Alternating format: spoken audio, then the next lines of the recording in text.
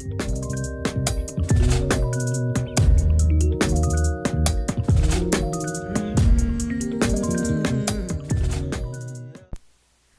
hello, and welcome back to No Apologies, the podcast where we give you the raw, the real, and how we feel. We are your hosts. My name is Mo.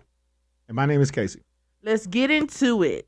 Okay, so we got a healthy heaping of news today. But first of all, we would like to give special thanks to all of our Better Benefield subscribers and our close family that has continued to support our latest upload, which is our beautiful baby boy being dedicated back to our Lord and Savior. Yeah, it was a great experience for us. Family came out. We had a really good time, but both of us were raised in the church, so this meant a whole lot. Seeing him up there, the only thing I was scared about was our pastor, Elder Sims, shaking with my baby.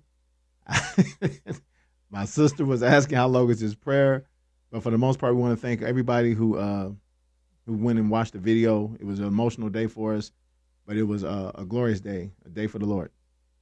Absolutely, and you can definitely see I get teary-eyed when I agreed to not only raise him in the likeness of our Lord, but also to see our congregation happily with smiles accept my son and agree to love him. There's no other feeling like it. And I was not worried. It was like a serious trust fall, but he held up 24 pounds of chunky breast milk fed baby by his fingertips. For anybody, please go watch the video. She did not see it because the part where he is holding him up, dedicated him, he is saying a prayer. She did not even look at that video. I, on the other hand, peeked because, and it was one of our members said that she wished she could have had a camera and taken a picture of my face when he lifted the baby up. She says I looked so scared, but it was a glorious event. My mother, hi mommy, she was able to come out. My sister Shannon and Chris are the godparents. My nephew Cam was there, and our cousin Pat. This is just a situation where I tell people all the time. One of the first people to comment on it was Maria, our sister, and my other nephew Braxton. Blood makes you related. Family makes you loyal, and I thank God for the family that I have. And we haven't forgot about you, Braxton. We're going to get you that address to get that Christmas card. We do love you. Yes. But moving on into our news, a few things have us taken aback. And that's the thing about operating, I don't want to say in black spaces, but certain spaces where there could be an uproar. It seems like people come for a fight. Yeah, I don't know if anyone saw this, but at the comedy show Saturday at Dave Chappelle, one of our, tell it like it is heroes. I love Dave Chappelle. It's one of my favorite. I consider Dave Chappelle to be the GOAT. I know that people are going to come for me. We know the Eddie Murphy, Richard Pryor, but because of the way Dave Chappelle attacks modern social issues, the way he goes about it, I still think one of the funniest jokes is when he said if LeBron James said that he was a woman, he was changing his gender, he would go to the WNBA and score 840 points a game. That's one of the greatest jokes because it's true. Like, it's one of the greatest jokes, but it really sheds a light on how, what really is equal. Elon Musk showed up at the show.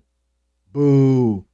And it's crazy because Elon Musk, since purchasing Twitter, has really been trafficking in a lot of racism, racist tropes.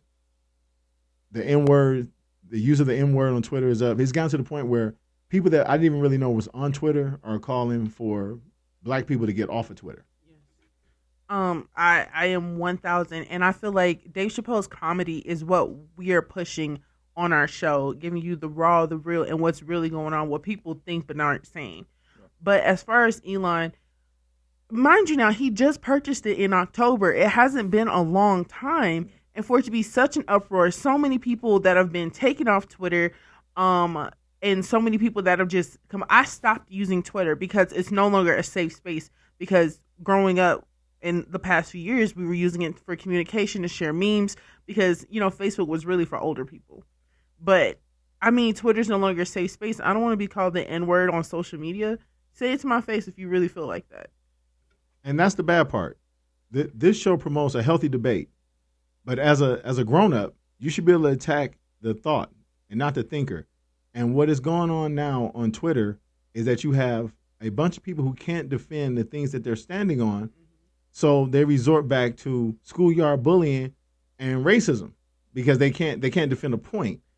One of the things that I know everyone is seeing on Twitter now, is the whole Tory Lane situation. Oh, wait, before you go there, I just got one more thing before we get into the stallion trolls. Is that Elon Musk was booed for 10 minutes straight. And then he started speaking about the woke mind is a virus. Not only that, but everyone that has been retweeting his video, the primary person that first posted it, you go to their profile and it's like it never existed. So is he going back and literally deleting people's accounts that he doesn't agree with? Yeah, that's just what he's doing. That's what I mean. That's the whole point. He can't stand on what he said or what he's done. And this is the second time that black awareness has been attacked. I'm kind of confused as to why a person being educated about the history of the country versus what's going on now and passing along positive information. That seems like something that will be promoted on Twitter. Instead, those are the things that are being attacked. I was watching Brother Hughley, who said something. He's not the first person to say it, but it's getting a lot of airplay now on social media. People keep saying, why don't we forget about slavery? Forget about slavery. And we don't need to have slavery taught in schools, this, that, and other. Yet and still, they do not want to change the names of schools in the South named after people who are in direct contrast of what the United States government was. Slavery. They want us to forget about it, but they don't want to forget about the people who fought to keep slavery in place. That makes zero sense. Stonewall Jackson got his name for refusing orders of the United States, not just the president of the United States. So that, by pure definition, will make him a terrorist. So I've said it before, you would not have the Osama bin Laden School of Dance in New York City. So I think it's ridiculous that you have Stonewall Jackson and Robert E. Lee's name on high schools in the South.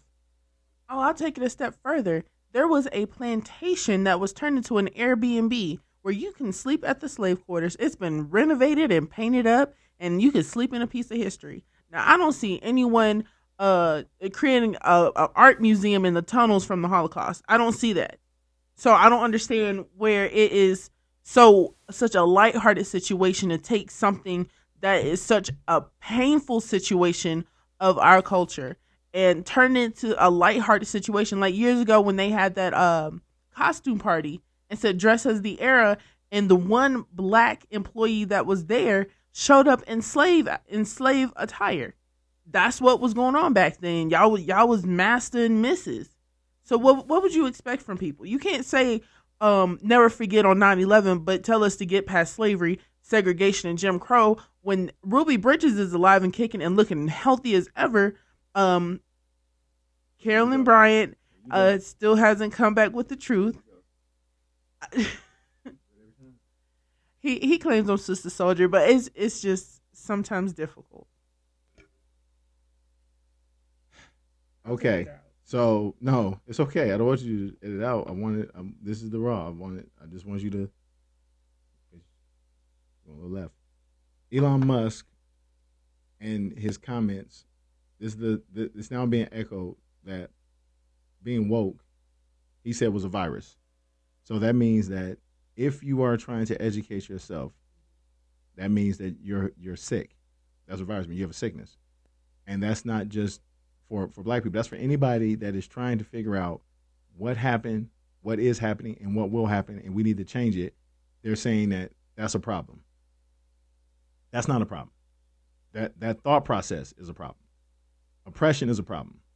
Racism is a problem. Domestic violence in this country is a problem. Poverty, expensive medical care, those are all real problems. And since we're on the subject of domestic violence, for everybody who thought that Meg Thee Stallion made it up or she was trying to get clout by saying she was shot, Tory Lanez has now been arrested. I'm going to say that again. Tory Lanez has been arrested. And I would never laugh at domestic violence because that's not a funny matter. But the funny part is he shot her because she said he was a trash rapper. That's what happened. He got angry because Meg Thee Stallion said, "Well, you trash. You're trash. Stop it. That's what really happened." And that's the thing. The Houston Hottie is a rapper. So if a rapper is telling a singer, "Hey, stick to your style," you can't do anything but respect that. But instead, she wants to get out of the vehicle. This is what she told the police. And he says, "Dance B word," and begins to shoot at her feet. How many times have we seen that in a movie? Yeah, that's Goodfellas. That's how Snake got killed by Joe Pesci and Spider. That's how Spider got hit. He told Spider to dance. He shot Spider in the foot. Spider came back a couple weeks later, told him to go F himself, and then Joe Pesci killed him. But this is serious. This is real life. The fact that Tory Lanez is such an emotional creature that he would take constructive criticism to the point where he shot an unarmed woman is ridiculous to me. And then he's under fire for 3 charges: discharge of a firearm with gross negligence, having an unregistered firearm, and then also charging it at Meg Thee Stallion as well. And he's pleading not guilty to all of those. Also, gunshot residue was not only found on Meg, it was found on Tory, as well as a third party, Kelsey Nicole, who is now a former friend of Meg Thee Stallion since all of this has gone out. They were leaving a party from Kylie Jenner's, and the text messages that are coming out tomorrow, Meg is actually testifying on Tuesday, and basically the text messages are a bunch of apologies saying that he was too drunk. My thing is this. The lawyer is saying that his apologies are for his sexual intensive actions, his behavior. So not only did you discharge a firearm at this young woman, you also were aggressively sexual with her while under the influence of alcohol, but you plead guilty. Yeah, I don't believe none of that. It's one of those things where that's fancy lawyer tricks, trying to figure out how you get around sending the text messages, because the text messages are direct evidence. There's no way around that. And quiet as kept, because this is going to get a great deal of light shed on it. Old boy's going to prison. This won't be a situation where he gets probation and some community service. My man's going to prison, so maybe him and R. Kelly can cut an album. Oh, you're terrible. On the docket is saying that he could get up to 22 years. He won't get that. How much do you think he'll? I mean, he's a quote unquote celebrity, but he's more like B-C list. It's not like a Jay-Z situation. Well, that's what I'm saying. They tell you what the absolute maximum is. Mm-hmm. So let's say the absolute maximum is 22 years. He can't get that. He's a first time offender. He's not gonna get that.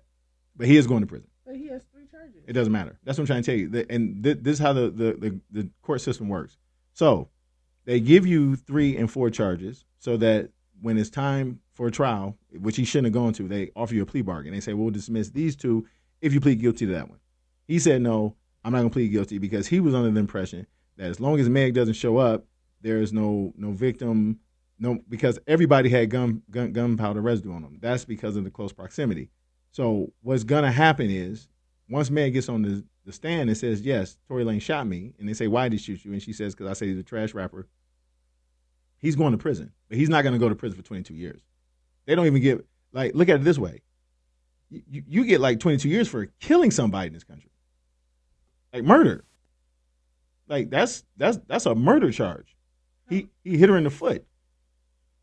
I mean, that's assault with a deadly weapon, though. Listen to me. It used to be in New York City that if you had to shoot a man, if you shot him below the waist, it wasn't even attempted murder. It was assault. So, no, he's not going to get 22 years, baby. I know you guys and the rest of Meg's, I don't know what you guys call yourselves, the hotties, You guys want the man to do life. He's not gonna get life for shooting a black woman in the foot. That's not gonna happen. I'm trying to see how long Young Thug is going to be in prison because I think if he got 14 years, Yeah. so Lanes will get 14. I mean, this is a RICO charge, Yeah, that's a RICO charge. but it's possession of a firearm. Of a machine gun. Of a machine gun. I mean, his is a semi-automatic. Tory Lanez is a semi-automatic. All that means it wasn't a revolver. A 9mm is semi-automatic. Okay. Your gun is a semi-automatic, not a machine gun. Tory Lanez gonna get like 5 years. Boo. Okay, I'm sorry. So from one Canadian to another. For everybody that is upset about Brittany Griner being released from the Russian custody for Victor Bout, let me tell you this. Stop coming on Facebook and making a fool of yourself. Stop saying that Paul Whelan was the ex-Marine was some type of hero. Let's stop saying that. Your man was in custody. He's not even American. So for all you guys up in arms talking, oh, she didn't even stand for the flag, left an American over there. No, he's not even American. He's from Canada. Canadian born with 4 citizenships. He's also a citizen of the UK, Ireland, United States, and Canada. Now, all I'm going to do, because I don't want to get our podcast in trouble, I am only going to state the facts. And I want you who do not know who this Marine, because 90% of you guys even know who this Marine was until they started talking about bringing Brittany Griner home. And then you all start saying, well, Joe Biden is a terrible president. He should have brought that Marine home. Well, first of all, he was dishonorably discharged for larceny. That's number one. Number two, he wants you and his family. I'm only going to state the facts. Paul Whelan was in Russia. He said he was in Russia to go to a wedding. While at this wedding, at his hotel room, Russian agents arrested him getting a flash drive that contained espionage-type documents. Paul Whelan said that he thought the flash drive had wedding photos on it. From 2018, I want to say that again. Who in their right mind, 2018, is still collecting flash drives? They didn't just send him the link, copy the link, or Facebook, MySpace, nothing. They have a flash drive. And this isn't a family member. So who has a flash drive of wedding photos of a wedding that you went to? That's the truth. So the man with 4 citizenships got a flash drive and got arrested in Russia, and they gave him 16 years. Donald Trump didn't try to get this guy home. There was a reason. Now, the guy that they traded to get, Victor Bout, this is a bad deal. And it's not because I don't like Brittany Griner. It's not because I don't like the WNBA. I'm only telling you, if anybody who's ever seen the movie Face Off, Victor Bout is the real-life Castor Troy. That's who he is. He's Nicolas Cage. This guy knows every bad human being on the planet Earth that use firearms. Every last one of them. He's that guy. His nickname is the Dealer of Death. That's his nickname. The Dealer of Death was traded for Brittany Griner. Now, if you guys want to have a deep conversation about this, you can DM me and we can talk about how I feel about the whole Victor Bout being, quote unquote, I'm using air quotes here, released from United States custody while Ukraine is in a war with Russia. I am more than willing to have a full discussion about that. I will not put that on the show because, like I said, I'm not trying to get us in trouble, but I do have some thoughts on that. If anybody would like to have a discussion about this, please reach out to me and we can have a full discussion about it. But stop saying that Paul Whelan, the Canadian, was some type of hero.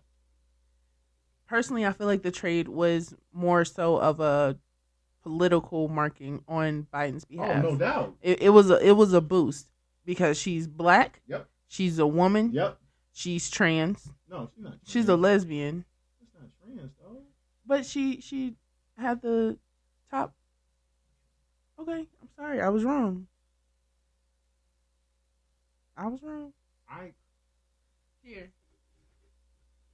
I thought that trans meant that you were transitioning from one thing to another. Well, what do you call a stud? I don't know. That's what I'm saying. I don't know. I just thought like a trans, like I thought like a trans meant that I just thought, I'm just gonna go with the term lesbian because I don't want to offend anybody and get the show shut down. I thought that I will agree with you that this was three feathers in Joe Biden's political cap. He got a gay black female released, and she was guilty. A lot of people don't talk about that. She was guilty. She did it. This wasn't a whodunit. It was her bag, her weed. And I'm gonna let you in on a little secret. She had been doing it. She just got caught this time. You don't show up to Russia the first time going to Russia and bring your weed if you've never done it before. She just happened to get caught this time while they're in the midst of a war. That's what happened. So I am not advocating for the because there's a lot of black people that are in prison right now for marijuana. Joe Biden didn't get them out. There's a lot of black people in prison right now for marijuana. That's not abroad. They're right here. And speaking on the marijuana, so there was an article a few weeks ago where there were I don't want to say children, but young adults that were in the hospital over a marijuana overdose. Never heard. I don't listen. I know they've been blowing trees since they came from the root. Like I understand that marijuana has been around a long, long time. My thing is, what kind of genetic engineering is going on where they are selling it in the masses in legal states and are putting people in the hospital? That's not real. That's not real. Let me tell you something. The strongest weed in the United States, probably in the world, it's in Mississippi. It's in Mississippi, and they at the college, they have a weed that is so strong that the THC is so high, the THC count. Because I heard in Colorado, when you go to buy your weed, they will tell you exactly what you're smoking. So, case in point, the Wedding Crasher. The Wedding Crasher is 28% THC. This stuff that they have in Mississippi is so strong that they said just by touching it, not smoking it, not ingesting it, just by touching it, skin to product, you will get an LSD high. And that is sanctioned by the U.S. government. Now, that's a fact. You guys can look that up.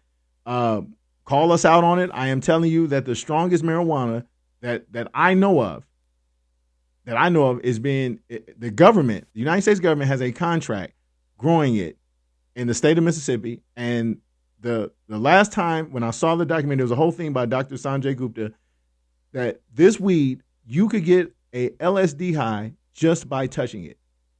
That is dangerous. Yeah, you don't have to smoke it. So I don't know what these kids told their parents they had been smoking weed. That's cool and everything, but make no mistake about it, there was no weed, quote unquote, overdose that had to have them. How do you overdose on weed? If you smoking and start choking, if you eat edibles and keep eating them, you're just gonna keep eating whatever else is there. I'm an eyewitness to that.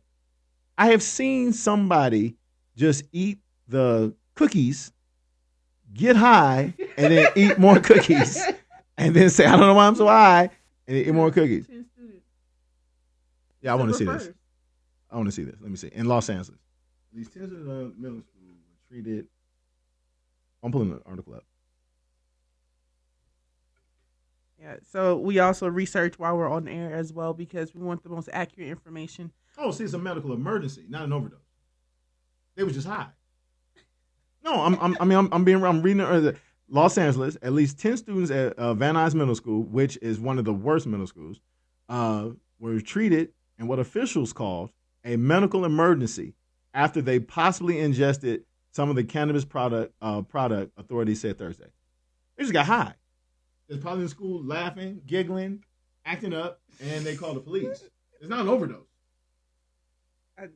That's bananas. Yeah, not an overdose. Yeah, 10 Los Angeles. Oh, appeared to OD on cannabis edibles. That's what I was reading. Appeared to OD. I think it's the same story. It's just I think that was some of the clickbait by saying an overdose. because when they said a medical emergency, I'm like, oh my gosh, I've never even heard of it. These are Valley kids. They live in the Valley, San Fernando Valley, Van Ness Middle School. So little Becky and little Johnny got some edibles, got high and freaked out. It's not an overdose. I'm just being honest with you. I would like to know what entailed an overdose. Like when you overdose on heroin, you die. You overdose on cocaine, you die. Like they have to bring you back. Like so, I'm trying to figure out how did they overdose on marijuana? Like what did they what was the did they give them the epidural shot? Like did they bust their chest cavity open and hit their heart with the adrenaline? Because that's what an overdose looks like. That's what an overdose, like, and you can look that up. That every time, like now, they have police officers that are riding with the EpiPens for heroin overdoses. Okay, so what are they doing? They didn't give those kids that for that weed. No. Probably gave them some snacks and told them to sit down. Literally, that's probably what happened. Gave them a couple of small bags of chips and some Now-and-Laters and a couple of Gatorades and told them to sit down. I mean, like I said, it was possible clickbait. Just the fact of it possibly being an OD and the way it reads is that it's a medical emergency. Crews were able to determine that the substance was not related to fentanyl, a highly addictive and potential lethal drug, and paramedics did not administer the opioid overdose reversing drug Noxilin, officials said. So what did they do? They gave him some chips and crackers. That's what I'm saying. It was not an overdose. See, clickbait. That's fake news. That's fake news. No overdose. No, man. But what's not fake news, and that'll definitely get you counting your pennies in your pocket.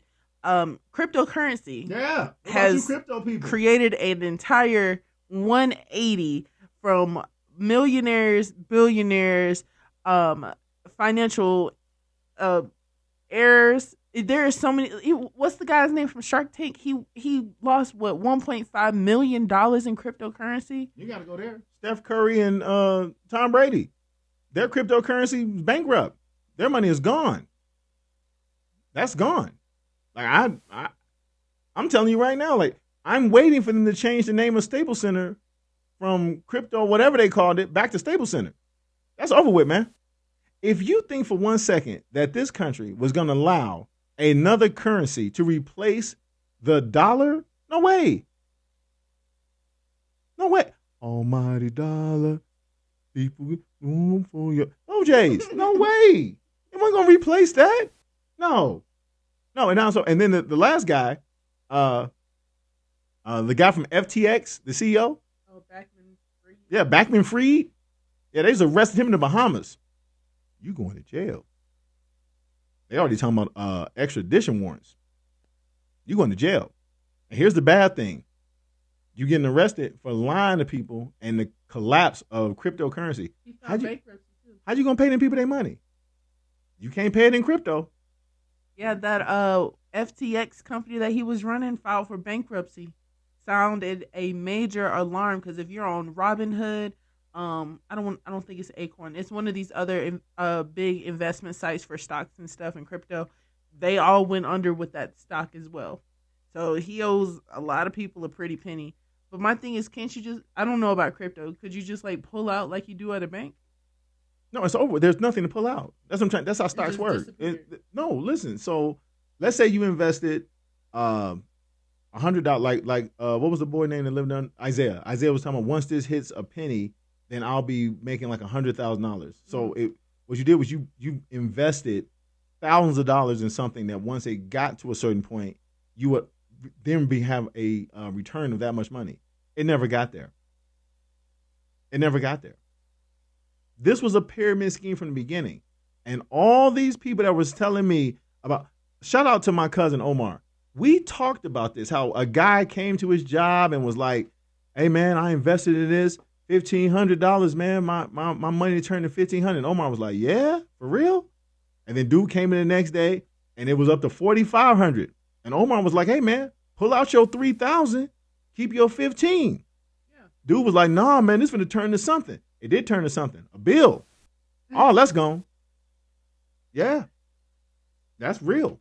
See, and I'm the same way. Anytime I go to the casino, I don't want to call it gambling because I really call it a wishful arcade. Because as soon as I double what I put in, I'll pull it out. I don't play them type of games at all. Even we were doing the stocks on Cash App. As soon as we double, all right, pull out and put 10 back. That I just can't do it. I, gambling is not. I bet on things that are real, things that I can actually see, like whether it be my squads. And when I say bet on things I can see, being a fan is short for fanatic. But you got to know, yeah, that's what the term comes from. Fanatic. That's where it comes from. So when you say that you're a fan of something, you're saying it like how I get sad. Like you just watched me get sad. USC lost the Pac-12 championship, but I didn't bet on USC in the Pac-12 championship because I know I can see them. USC was not the fourth best team in the country. Like a lot of people are going to make some money, and a lot more are going to lose money because I believe that Michigan is the best team in college football and the only team that can beat Georgia. That's what I believe. Would I bet on that game? Not unless you gave me some points, baby. No, ma'am. Yeah. Go blue, but I love green. No, ma'am.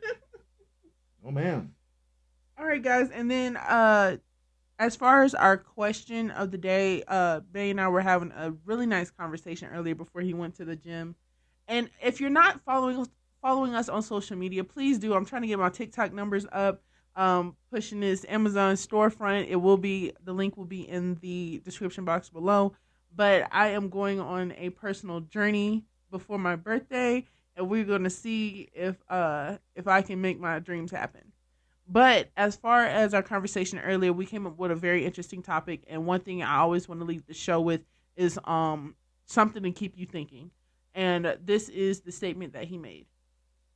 Make sure before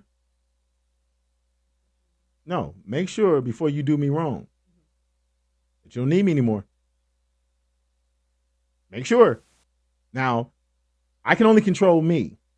So I'm going to be there for you. If you take advantage of that, if you get over on me, all that's cool. That's your decision. But just make sure when you make that decision, you don't need me anymore. You won't be able to come back. This is where the whole fool me once, shame on you, fool me twice, shame on me. Make sure that before you do me bad, you know in your heart, I'm never going to need him again. And I really feel like that whole, so we didn't get deep into it because I wanted to cut it off so that my response would be genuine once we got on air. Because for me, that whole, oh, we argue, but we're still family thing, that's where that came into play for me. Because people will say whatever they want to say. People will do whatever they want to do. And like Pastor Sims say, hide it with love to justify their actions. Oh, I love you. Oh, I love you. That's why I did that. Oh, I love you. And that's the thing. Love is an action word. People use it as an adjective to describe something, but it's an action word. It's something that you have to show, something you have to do. And I think that's the miscommunication with a lot of things today. And that's what keeps humanity out of touch. I was talking to my friend Nay. Hi, Nay. And we were talking about how people are out of touch with humanity. And because my baby Faith was bringing home germs from school. And the humanity of it is, you're a parent. You are raising this child. If this child is ill, regardless of your sick days or not, that child should not be at school for his or her safety and also the safety of other children who have parents who have households. So you're being dirty and you're just spreading like a wildfire, and it's unnecessary. It's not so much unnecessary. It goes back to. So let me be clear about this. So when I say make sure that before you do me bad, that you don't need me anymore, I really mean that because I'm going to stand on that. You may forget of all the good things that I did for you, but I will never forget the bad thing that you did for me in return for that. I'll never forget it. Now, the Bible says I have to forgive you, but I will never forget that. I was explaining this to my mom, who everybody who knows our family knows my mom is a minister. And she says that, you have to forgive this, that, and other. Forgiveness does not mean me forgetting what you did to me. It doesn't. I have to forgive your action, but I am not going to be a fool and accept that action again. I'm not going to do it. I really think it should be a law of the land, because that's why I brought up the humanity part of it, because we don't value relationships anymore. We don't value people's lives anymore, so why would we value a relationship? If I can do and say what I want and you want it to fall off your back because, oh, I was angry at the time, does it really justify the mistreatment that was given? No, I tell my squad knows that we don't believe in apologies for certain things. Like you can't call me out my name or disrespect my family and then say, oh, my bad, I apologize for that, I lost my cool. No, because in that moment you lost respect for me. So we have to lose this friendship. Like we can't, I can't move like that. I can't. Now, if I step on your foot, I can say, excuse me. But at no point in time am I going to lose respect and get out of character and do something that will require me saying, I'm sorry, I shouldn't have done that, because if I'm saying that, I already knew that. And I feel like that's kind of intentional hurt. It is. If you intentionally try to hurt, if hurting me doesn't hurt you, you don't love me. At all. And I feel like that's why I felt like that statement was so powerful, is because it also goes back to self-worth, understanding the power of words, because even in the Bible, it's a double-edged sword, blessings and cursings, but your tongue is powerful. Yeah, James 1:5, it says, the tongue is a small member, but it makes great boast. That's the Bible. It's not me. That's your Bible. You don't like what I said? Take it up with Jesus. And I can't wait till January rolls around so we can start talking about the fruits of the Spirit at church. And honestly, if y'all haven't seen our pastor on YouTube or check us out on Facebook, either way, he steps on toes, necks, pinkies, all of that. I love Pastor. Yeah, he gonna shoot it to you straight, and he's not gonna apologize for it. And then one of the things that sparked my interest when Casey and I started dating, and he told me about the apology thing, it made me more aware of what I do. Because like he said, if you have to apologize for something like intentional hurt, you lost respect for that person. And if you lose respect for that person, you don't love them. No. And one way to say that you love them, like I said, an action word, is to not only be mindful of what you say, but also what you do, because you don't want to hurt somebody that you love. No. See, if you get bad information, like if somebody says, like let's say it comes out that I was 1,000% wrong, that Paul Whelan wasn't a Canadian, he was actually born in Michigan, he didn't move to Michigan. Dude also used to be a cop. Like there's a lot of bad stuff by him, but that's another story. But let's say that it comes out, somebody hits me in the comments, and they say, you know what, Casey, you was dead wrong. Paul Whelan is a stand-up Marine. He was honorably discharged. I can apologize for that because that was misinformation. I read something that wasn't right. Politico lied to me, but I'm not going to make an excuse of him and say, you know what, as a man, I apologize. However, you cannot curse somebody out, fuss somebody out, say something ridiculously disrespectful, and then hide behind an apology and say it's okay because I love you or your family. No, if you loved me or you were really family, not blood, because blood makes you related, family makes you loyal. If you really are standing on truth and not trying to hurt somebody that you love, you shouldn't have to apologize. You shouldn't. A mistake, a person should be able to understand a mistake. Right. Yeah, I stepped on your foot. Sorry about that. I was late. Like, I'm really sorry I was late. I didn't mean to do that. I didn't. We watched A Thin Line Between Love and Hate. Well, because a lot of people were saying, well, he drove her to that. No, brother. That was crazy. No, she was definitely crazy. And I'm okay with saying the part that he was wrong. You cannot take somebody's car on their birthday and not show up. That's something you can't apologize for. But what I stand on is because he could not apologize for it. He says, I was wrong for doing that, but we can't be together. And I understand that he was 1,000% wrong. He should not have done that. But you can't stay in that relationship after you did that.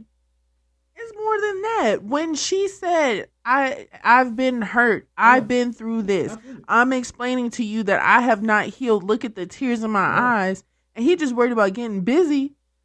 Listen, the whole I can trust you or you want to be with me. Do you want me? Do you love me? Like you said during that movie, Yeah. you can't say that. You could say I don't, but I want to learn. Is that what you said? Yeah, that's the answer. You can say you can say when she says, "Do you love me?" You can say, "No, I don't love you, but I can see myself loving you," or "I want to get to a point where we love each other." You can't lie. That's what I'm saying. Is that lie? He lost respect for it because he was putting he was trying to win a bet and put himself before what he knows is wrong. He remember in the beginning of the beginning of the movie, him and Bobby Brown are talking, and he tells him, "You know my rule. I never say that," because he knows that he was wrong. So that means he did something. He lost respect for her. Can't apologize for that. And like I always said, well, I told Casey this story, but when I was dating, I used to tell dudes when they were like, "Oh, I want to be with you. I want to be with you." I used to ask them, "Are you the man you would want your daughter to date?" "Oh, I don't have a kid." "But if you had a daughter, you got a sister or mother, are you the man you would want them to be with?" "No, not yet," or "I'm working on it." Well, why should I settle for less? You shouldn't. You absolutely shouldn't. And I really want other women to think about that. If the man isn't, if the dude that you're dating isn't the man that he wants to be, that he will want someone else to be with, then you shouldn't be with him either. And that goes for whether it's a friend. If you're not the friend, everyone should be aiming to be somebody's best friend. If you just being a friend just to hang out, just to chill, and they're emotionally letting themselves loose around you, and you're not reciprocating that, you should let people know. And that goes back to, if you're done with me, make sure you don't need me, because a lot of people will burn the bridge and then they still expect to swing across. I told you. Make sure before you do me wrong, you don't need me anymore. That's why I said that. But that was my first time watching The Thin Line Between Love and Hate. Our black cinema in my household was very Medea felt in New Jack City on repeat. So that, I mean, it is what it is. But I really enjoyed the movie. Martin Lawrence was wrong in a lot of ways. Bobby Brown is actually a good actor. I wish he would have kept going. And that heifer was crazy from jump. But is that all you got? That's all I got. That's all we got today. And remember, you said what you said, so stand on it. Don't forget to like, comment, and subscribe. Thank you guys so much for supporting our last video. And until next time, have a good one.